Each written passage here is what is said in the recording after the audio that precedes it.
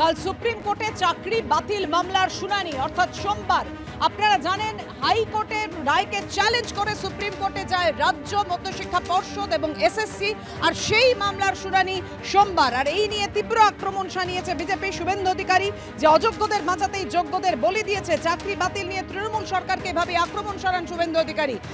কাল সুপ্রিম কোর্টে শুনানি, আর এই চাকরি বাতিল নিয়ে তীব্র আক্রমণ শানিয়েছেন মমতা বন্দ্যোপাধ্যায়। কি বলেছেন দেখো।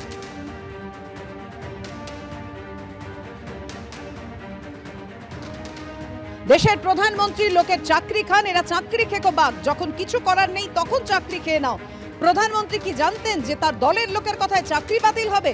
চাকরি হারাদের পাশে আমরা আছি, কারো বিরুদ্ধে অভিযোগ থাকলে তদন্ত হবে। আদালতকেও নিয়ন্ত্রণ করে নিয়েছে। বিজেপির বিরুদ্ধে এভাবে আক্রমণ শানান মমতা বন্দ্যোপাধ্যায়।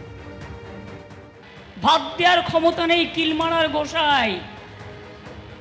মানুষ খেকো ভাগ দেখেছেন তো, শুনেছেন? মানুষ খেকো বাঘ একটা চলতি কথায় আছে। আর এরা হচ্ছে চাকরি খেকো বাঘ। যখন দেখছে আর কিচ্ছু করার নেই তখন সব চাকরি খেয়ে নাও। আবার প্রধানমন্ত্রী এসে নাটক করে বলে গেলেন, এখানেই বলে গেছিলেন মনে হয়, ए तो तृणमूल कांग्रेस के लिए हुआ है।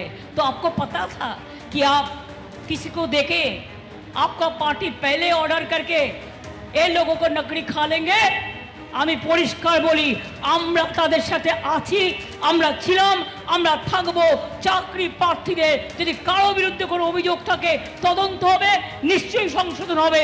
কিন্তু তাই বলে 26,000 ছেলে মেয়ে চাকরি খেতে আমরা কখনোই মন থেকে মানি না, মানতে পারি না। আজকে বলুন তো, কোর্টটাকেও কন্ট্রোল করছেন। আই এম সরি, যখন মানুষ কোনো বিচার পায় না চলে যায় বিচারের দরজায়। আজকে সেটাও যদি পুরো বিচারের দরজাটা বিজেপি বন্ধ করে দেয় তাহলে মানুষ কোথায় যাবে? সরকারের দায়িত্ব পালন করছে। আমরা আইনে যাচ্ছি, সুপ্রিম কোর্টেও যথাসম্ভব যার যার যাওয়ার যাবে, তার জন্য ব্যবস্থা হচ্ছে। কিন্তু এইটা হচ্ছে একটা প্রধানমন্ত্রী দেশের, যিনি লোকের চাকরি খান। আর যত চাকরির কেস খাচ্ছে ওই বিজেপি সিপিএম এর উকিলকে দিয়ে, আর কংগ্রেস এই সিপিএম এর উকিলের দালালি করে। লজ্জা লাগে আমার। বাংলায় তোদের কি আছে? যতটুকু আছে সিপিএম এর সাথে আছে। একবারও মনে হয় না চাকরি খাওয়ার আগে যে ছাত্রছাত্রীদের কাছে টাকা নিয়ে তাদের কেস করবে বলে তাদের চাকরি খেয়ে নিয়েছে, তাদের এইটুকু লজ্জা তো থাকা উচিত। প্রায় 26,000 চাকরি বাতিল, কাল সুপ্রিম কোর্টে শুনানি। প্রধানমন্ত্রী থেকে বিচার ব্যবস্থা তীব্র আক্রমণ শানিয়েছেন মমতা বন্দ্যোপাধ্যায়। কথা বলবো আইনজীবী বিকাশ রঞ্জন ভট্টাচার্য এই মুহূর্তে আমাদের সঙ্গে টেলিফোনে রয়েছেন। বিকাশ দা, মমতা বন্দ্যোপাধ্যায় বলছেন যে বিজেপি সিপিএম এর উকিলদের দিয়ে চাকরি খেয়েছে। দেখুন, কিছু মনে করবেন না, আমি যতটুকু শুনলাম তো পুরো পাগলের প্রলাপ। পাগলরা এই ধরনের কথাবার্তা বলে, যে কথার মধ্যে কোনো সামঞ্জস্য নেই, যুক্তি নেই, তর্ক নেই, বোধ নেই। উনি 22,000 23,000 লোকের জন্য চোখের জল ফেলছেন। 4 লক্ষ 5 লক্ষ ছেলে যারা দরখাস্ত করেছিল তাদের যে বঞ্চিত করেছেন। ভারতের সংবিধানটা তো কার্যকর করতে হবে, সকলের সঙ্গে সমান সুযোগ। ওর দুর্নীতিটা ধরে ফেলেছি আমরা, সেই জন্যই ও যত উষ্মা এই বামপন্থী উকিলদের বিরুদ্ধে, এবং সেই উষ্মাকে ডাকতে গেলে পরে ওকে বিজেপি কংগ্রেস সবার সঙ্গে যুক্ত করতে হচ্ছে। এত বড় একজন দুর্নীতিগ্রস্ত মানুষ পশ্চিমবঙ্গের মাটি বলেই হয়তো প্রশ্রয় পাচ্ছে এখনো বক্তব্য রাখার। অন্য কোথাও হলে দুর্নীতিগ্রস্ত মানুষকে টেনে হিচড়ে লোকে নামিয়ে দিত, যে অনেক অন্যায় করেছেন, অনেক ক্ষতি করেছেন মানুষের, আর করবেন না। ধন্যবাদ বিকাশ দা।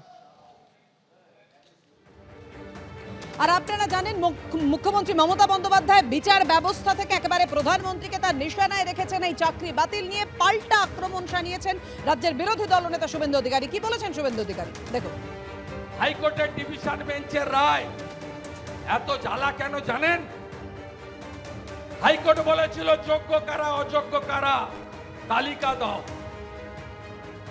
5,400 অযোগ্য,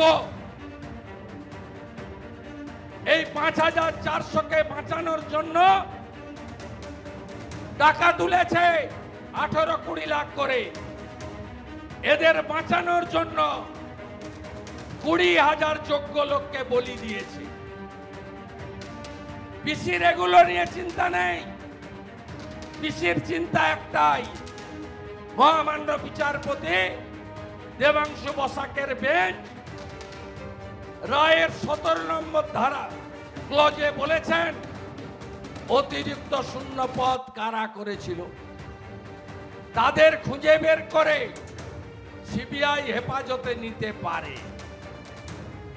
আপনারা শুনে রাখুন, এই 5400-কে রেগুলারাইজ করার জন্য 5ই মে 2022 ক্যাবিনেটে মিটিং হয়েছিল, তার সভা নেতৃত্ব করেছিলেন এই ঠগি পিসি।